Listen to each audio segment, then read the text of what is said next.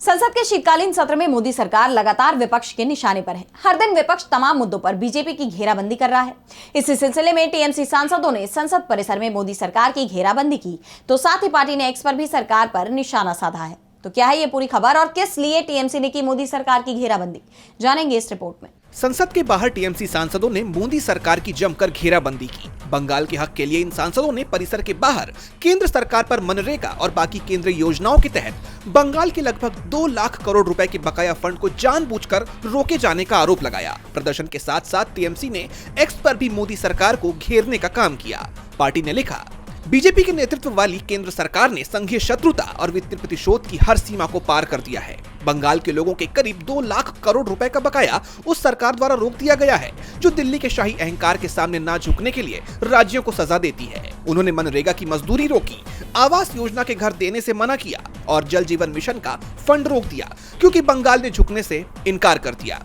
ये एक कड़वी सच्चाई है। एक प्रतिशोधी सरकार राजनीतिक हिसाब चुकाने के लिए एक पूरे राज्य को भूखा मार रही है। पार्टी ने पोस्ट में आगे लिखा कि ममता बनर्जी और अभिषेक बनर्जी के नेतृत्व में ये लड़ाई अब बंगाल की सड़कों से लेकर संसद तक गूंजने वाली है। संसद परिसर में सांसद सौगत राय ने मोदी सरकार को चेतावनी दी कि जब तक केंद्र सरकार बंगाल का वास्तविक पैसा वापस नहीं करती, तब तक टीएमसी का आंदोलन संसद के अंदर और बाहर दोनों जगह जारी रहेगा। वहीं पार्टी सांसद कीर्ति आजाद ने भी अपना विरोध जताया। सुनिए। मनरेगा के 52,000 करोड़ रुपया जो पश्चिम बंगाल सरकार को मिलना चाहिए, वहां के गरीबों के दैनिक मजदूरी का हिसाब है, पिछले 4 सालों से केंद्र सरकार ने नहीं दिया। आज उसी को लेकर तृणमूल कांग्रेस के सभी सांसदों ने एक बड़ा बहिष्कार किया और भारतीय जनता पार्टी केंद्र सरकार नरेंद्र मोदी की सरकार को याद दिलाया कि गरीबों के साथ खिलवाड़ अच्छा नहीं है।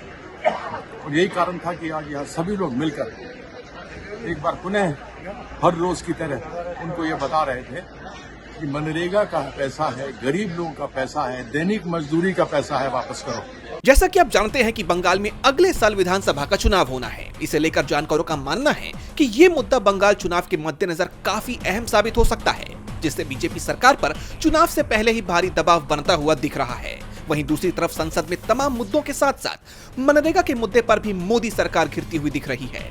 अब ये मामला क्या मोड़ लेता है और इस पर बीजेपी सरकार की तरफ से कोई प्रतिक्रिया सामने आती है या नहीं, ये तो देखना होगा।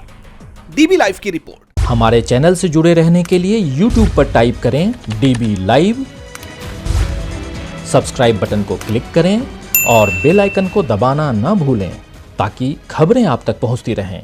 देखते रहिए डीबी लाइव, क्योंकि यहाँ हैं खबरें लगातार।